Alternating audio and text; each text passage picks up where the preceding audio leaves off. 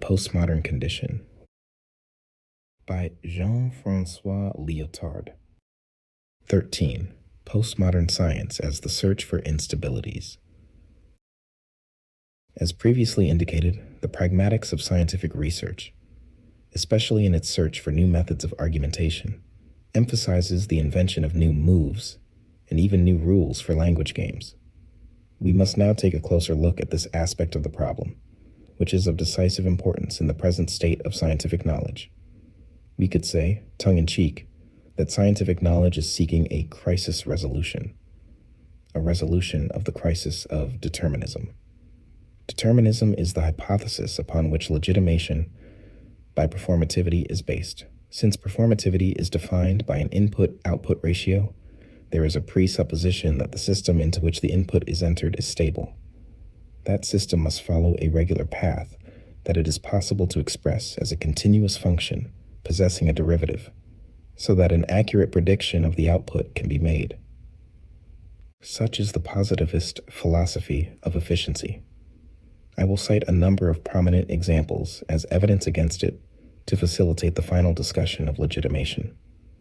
Briefly, the aim is to demonstrate on the basis of a few exhibits that the pragmatics of postmodern scientific knowledge per se has little affinity with the quest for performativity.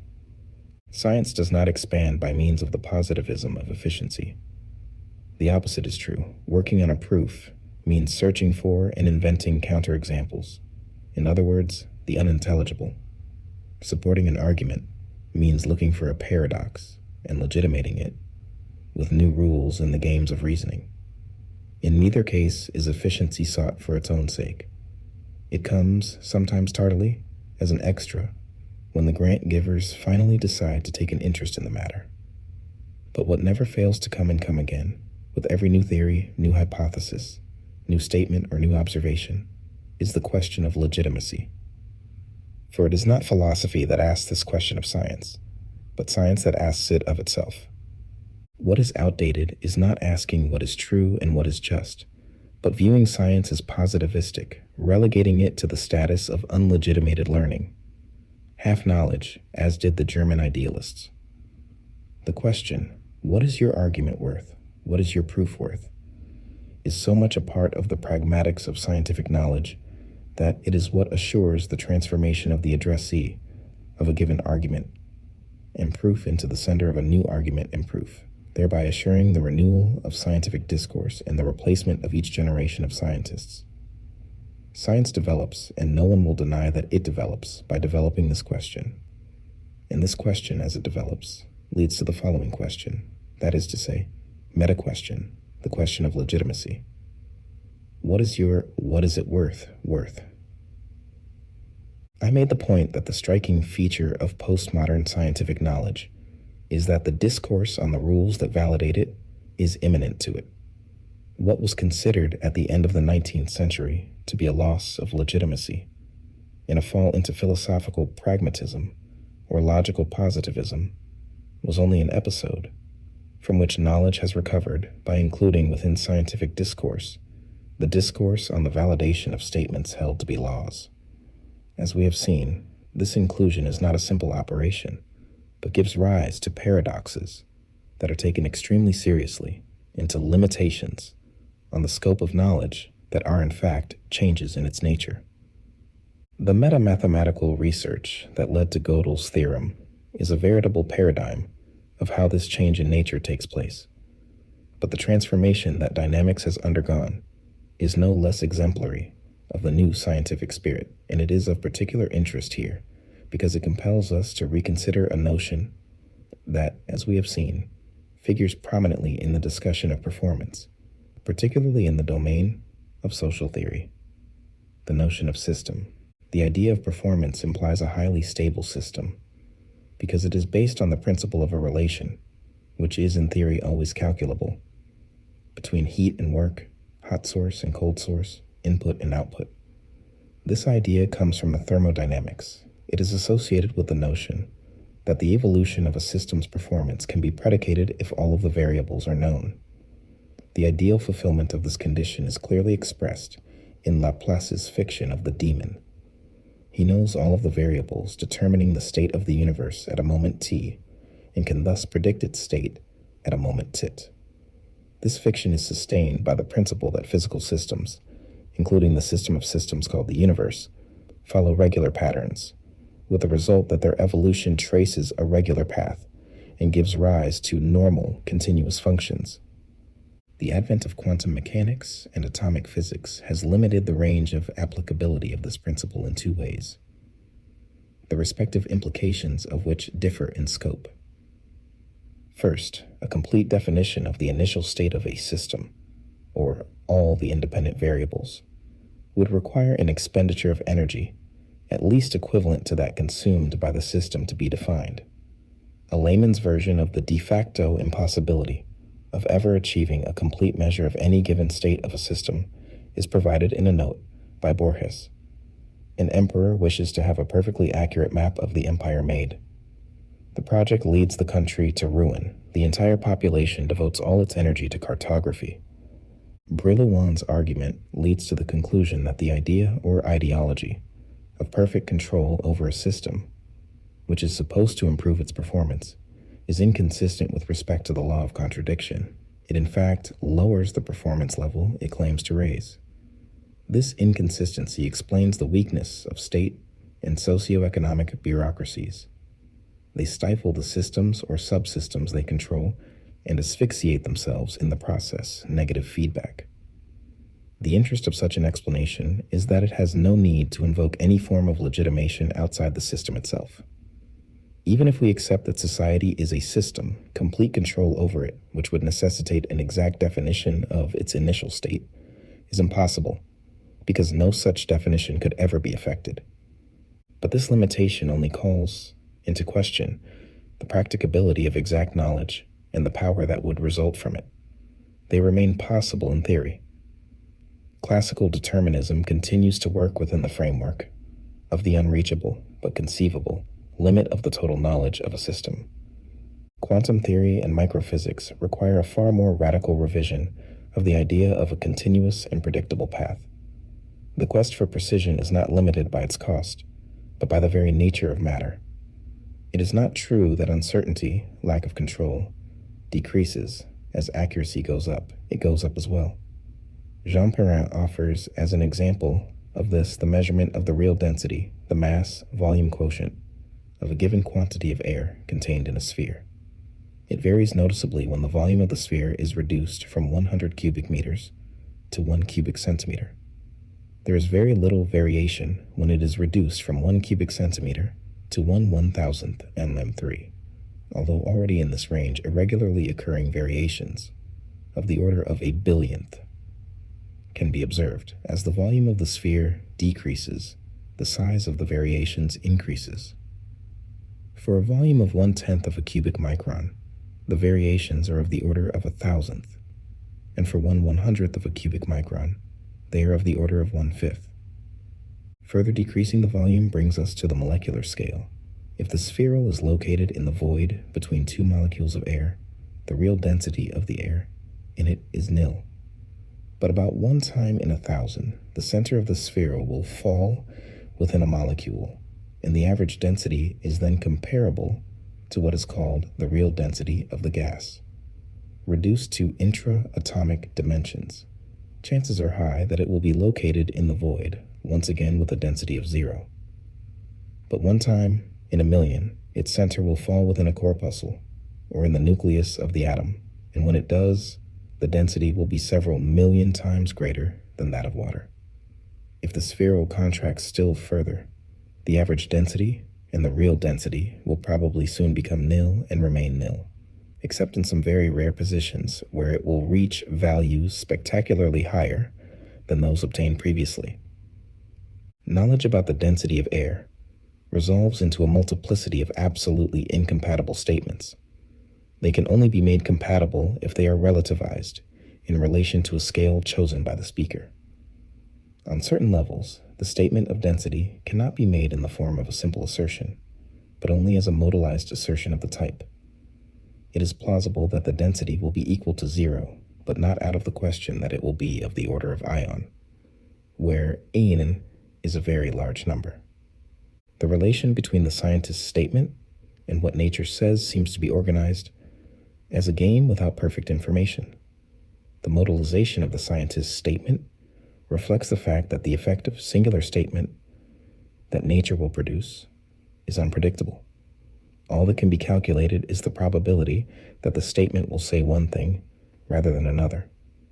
On the level of microphysics, better information, in other words, information with a higher performance capability, cannot be obtained. The problem is not to learn what the opponent, nature, is, but to identify the game it plays. Einstein balked at the idea that God plays with dice. Yet dice is precisely a game for which this kind of sufficient statistical regularities can be established. If God played bridge, then the level of primary chance encountered by science could no longer be imputed to the indifference of the die toward which face is up, but would have to be attributed to cunning. In other words, to a choice itself left up to chance between a number of possible pure strategies. It is generally accepted that nature is an indifferent, not deceptive opponent, and it is upon this basis that the distinction is made between the natural and the human sciences. In pragmatic terms, this means that in the natural sciences, nature is the referent, mute, but as predictable as a die thrown a great number of times, about which scientists exchange denotative utterances, constituting moves they play against one another. In the human sciences, on the other hand, the referent, man, is a participant in the game, one that speaks and develops a strategy, a mixed strategy, perhaps, to counter that of the scientist. Here, the kind of chance with which the scientist is confronted is not object-based or indifferent, but behavioral or strategic. It will be argued that these problems concern microphysics, and that they do not prevent the establishment of continuous functions exact enough to form the basis of probabilistic predictions for the evolution of a given system. This is the reasoning systems theorists, who are also the theorists of legitimation by performance, used to try to regain their rights. There is, however, a current in contemporary mathematics that questions the very possibility of precise measurement, and thus the prediction of the behavior of objects even on the human scale. Mandelbrot cites as a source the text by Perrin, discussed above, but he extends the analysis in an unexpected direction. The functions with derivatives are the simplest and easiest to work with. They are nevertheless exceptional. Using geometrical language, curves that have no tangent are the rule, and regular curves, such as the circle, are interesting but quite special. This observation is not just an object for idle curiosity, but is valid for most experimental data. The contours of a floccule of soapy salinated water present such irregularities that it is impossible for the eye to draw a tangent to any point on its surface. The applicable model here is that of Brownian movement, a well-known property, of which is that the vector of the particle's movement from a given point is isotropic. In other words, all possible directions are equally probable. But we run into the same problem on more familiar levels as well. If, for example, we wish to make a precise measurement of the coast of Brittany, the crater-filled surface of the moon, the distribution of stellar matter, the frequency of bursts of interference during a telephone call, turbulence in general, the shape of clouds. In short, the majority of the objects whose outlines and distributions have not undergone regularization at the hands of man. Mandelbrot shows that data of this kind describe curves similar to those of continuous functions, for which no derivative exists. A simplified model of this is Koch's curve. It is self-similar, and it can be shown that the dimension of self-similarity in which it is constructed is not a whole number, but log 4, log 3. It would be justified to say of such a curve that it is located in a space whose number of dimensions is between 1 and 2, and thus that it lies intuitively somewhere between a line and a flat surface. Because their relevant dimension of self-similarity is a fraction, Mandelbrot calls objects of this kind fractals. The work of René Thom moves in a similar direction.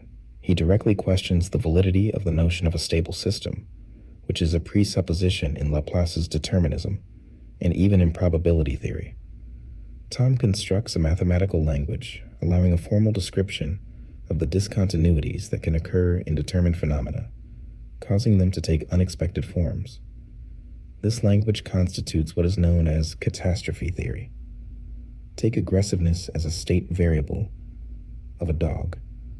It increases in direct proportion to the dog's anger, a control variable. Supposing the dog's anger is measurable, when it reaches a certain threshold, it is expressed in the form of an attack. Fear, the second control variable, has the opposite effect. When it reaches its threshold, it is expressed as flight. In the absence of anger or fear, the dog's behavior is stable. But if the two control variables increase together, the two thresholds will be approached simultaneously. The dog's behavior becomes unpredictable and can switch abruptly from attack to flight, and vice versa. The system is said to be unstable. The control variables are continuous, but the state variables are discontinuous. Tom shows that it is possible to write an equation expressing an instability of this kind, and also to plot a graph mapping all of the movements of the point, representing the dog's behavior, including the abrupt passage from one type of behavior to the other. The equation is characteristic of a class of catastrophes, which is defined by its number of control and state variables. This provides us with an answer in the debate between stable and unstable systems, determinism and non-determinism. Tom formulates it as a postulate. The more or less determined character of a process is determined by the local state of the process. Determinism is a type of functioning that is itself determined. In every case, nature produces the least complex local morphology, compatible with the initial local circumstances. But it is possible, in fact, it is most frequently the case, that these circumstances will prevent the production of a stable form. This happens because the circumstances are usually in conflict. The catastrophe model reduces all causative processes to a single one, easy to justify intuitively. Conflict, the father of all things according to Heraclitus. It is more probable that the control variables will be incompatible than the opposite. All that exist are islands of determinism. Catastrophic antagonism is literally the rule. There are rules for the general agonistics of series, determined by the number of variables in play. It is not out of the question to establish an admittedly weak parallel between Tom's work and the research of the Palo Alto School, especially in its application of paradoxology to the study of schizophrenia, known as the double bind theory. Here I will do no more than note the connection. The theory helps us understand how research centered on singularities and incommensurabilities is applicable to the pragmatics of the most everyday problems. The conclusion we can draw from this research, and much more not mentioned here, is that the continuous differentiable function is losing its preeminence as a paradigm of knowledge and prediction. Postmodern science, by concerning itself with such things as undecidables, the limits of precise control, conflicts characterized by incomplete information, fractals, catastrophes, and pragmatic paradoxes, is theorizing its own evolution as discontinuous, catastrophic, non-rectifiable, and paradoxical. It is changing the meaning of the word knowledge, while expressing how such a change can take place. It is producing not the known, but the unknown, and it suggests a model of legitimation that has nothing to do with maximized performance, but is, as its basis, difference understood as paralogy. A game theory specialist whose work is moving in this same direction said it well. Wherein, then, does the usefulness of game theory lie? Game theory, we think, is useful in the same sense that any sophisticated theory is useful, namely as a generator of ideas. P.B. Medawar, for his part, has stated that having ideas is the scientist's highest accomplishment, that there is no scientific method, and that a scientist is before anything else a person who tells stories. The only difference is that they are duty-bound to verify them.